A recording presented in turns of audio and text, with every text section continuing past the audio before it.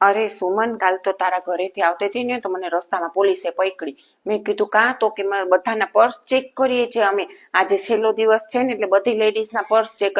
અને બોલ, મારા પર્સમાંથી કેટ નીકળીને તો મને કે તમે તો રમવા ગયા હતા, હાલો પોલીસ સ્ટેશન. મેં કીધું અરે પણ મારી વાત તો સાંભળો. મેં સાહેબ તમે જ વિચારો, મેં વરસમાં એક વાર અમને 3 મહિનામાં ખાલી ઘડી 2 ઘડી રમવા મળે.